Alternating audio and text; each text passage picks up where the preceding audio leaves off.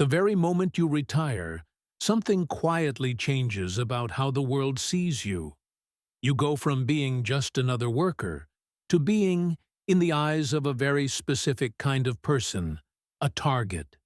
A target for scammers, for pushy salespeople, and sometimes, painfully, even for the people standing closest to you.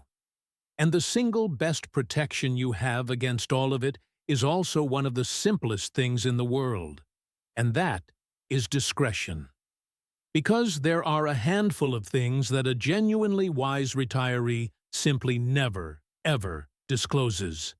So today, let me walk you through exactly what they are. And let me be very clear right up front, so this lands correctly. This is absolutely not about becoming secretive or paranoid or cold toward the people you love. It is simply about understanding one quiet truth: that certain pieces of information, once they fall into the wrong hands, can quietly turn into a weapon, used against your money, against your relationships, or against your own hard-won peace. The wise retiree just keeps a few of their cards face down, completely on purpose. The first thing you should never disclose is exactly how much money you actually have. Because the very second a real number gets attached to your name, almost everything around you quietly shifts.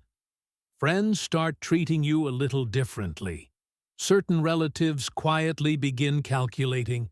Salespeople can practically smell it on you, and you suddenly become very interesting to all the wrong sorts of people. The simple word comfortable is genuinely all that anyone in your life ever needs to actually hear. I have quietly watched this exact thing happen to good people more than once. The retiree who casually mentions their account balance at a family dinner and within a single year is suddenly fielding loan requests, business pitches, and guilt trips they never once saw coming. That number did not buy them an ounce of respect. It quietly bought them a target on their back. Discretion would have cost him absolutely nothing. The disclosure cost him his peace. The second thing is that you should never broadcast a sudden windfall, an inheritance that just came in, a house you just sold, a legal settlement, a surprise jackpot. Because a big lump sum of money acts exactly like a powerful magnet. The requests, the sudden investment opportunities, the long-lost friends who reappear out of nowhere, they all show up shockingly fast. The wise move is to let that money quietly land, go completely silent about it, and then make your decisions slowly and in private. And the real danger here is not only the strangers circling outside. A sudden windfall has a strange and powerful way of changing how the people around you behave, even the people who genuinely love you. Money has a gravity all its own, and a big, visible lump sum quietly bends everyone's orbit toward it. The quieter you manage to keep it, the more clearly you get to actually think. The third thing you should never disclose is exactly when your home is going to be empty. The vacation photos posted online in real time? The casual mention that you are off to Florida for the entire winter? The perfectly predictable daily routine you tell everyone about? To most decent people, all of that is just harmless small talk. But to exactly the wrong person, it is a detailed schedule. So enjoy your trips fully, and then simply post all the photos after you are already safely back home. Because the people who target empty homes almost never pick them at random. They watch and they listen. And a retiree's comfortable, predictable schedule is honestly one of the easiest patterns in the entire world to quietly read. Quick, honest note right in the middle here. None of this is financial advice. It is just plain common sense for protecting yourself. Your life and your choices are entirely your own. Now, back to it, because the next three are the ones that genuinely protect you the most. The fourth thing is that you should never share the fine details of your actual accounts. Which specific banks you use, which advisor you work with, your account balances, and most importantly of all, never ever your passwords or your PIN numbers, not even with your own family. Because the painful truth is that most financial fraud against older people is quietly made possible by information that was simply shared a little too freely. Think of your accounts as a locked front door, and never go around handing out copies of the key. And here is the genuinely uncomfortable part that nobody ever likes to say out loud. A painful share of the financial abuse against older people does not actually come from some faceless scammer overseas. It comes from inside the circle of trust.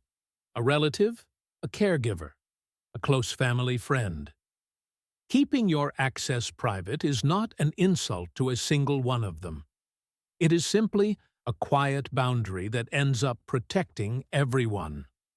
The fifth thing is that you should be extremely careful about disclosing the exact details of who inherits what. Because telling your adult children the precise split of your estate, years and years in advance, can quietly do real damage. It can poison relationships between siblings. It can breed a slow, simmering resentment.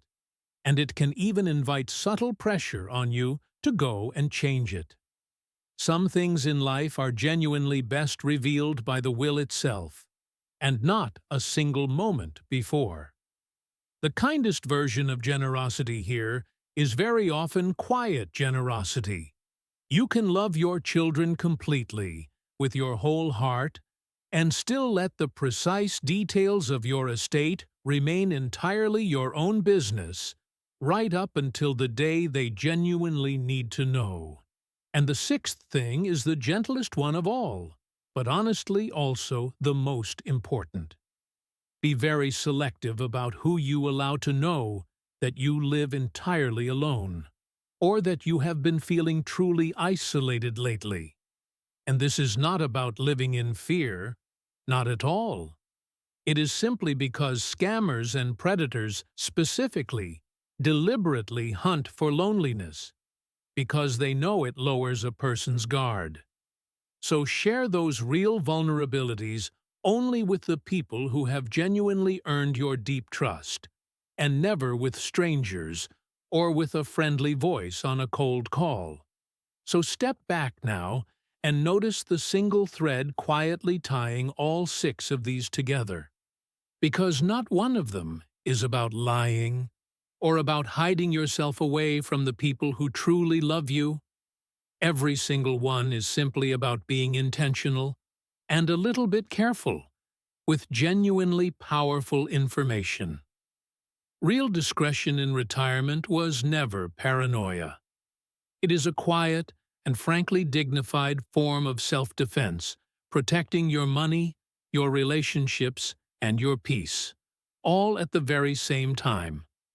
And the genuinely beautiful part of all of this is that none of it costs you a single real relationship. The people truly worth keeping never once needed your numbers in order to love you. They only ever wanted you. And the few who only ever wanted the numbers were never really yours to lose in the first place. And here is the quiet, surprising power tucked inside all of this. There is a real strength in being just a little bit mysterious when it comes to your money. The people who genuinely matter in your life do not need to know any of your numbers. And the people who would happily misuse those numbers simply never, ever get the chance to. You get to stay completely generous, warm, and wide open about every single thing that truly counts. Your time, your love, your stories, your wisdom, while staying quietly, wisely private about the very few things that could ever be turned against you. Tell me in the comments. Just type the word private if you are going to start keeping a few more of your cards face down. And if you want the next breakdown, the one on why retiring quietly and telling almost no one is so powerful, it is waiting for you right now. I read every single one.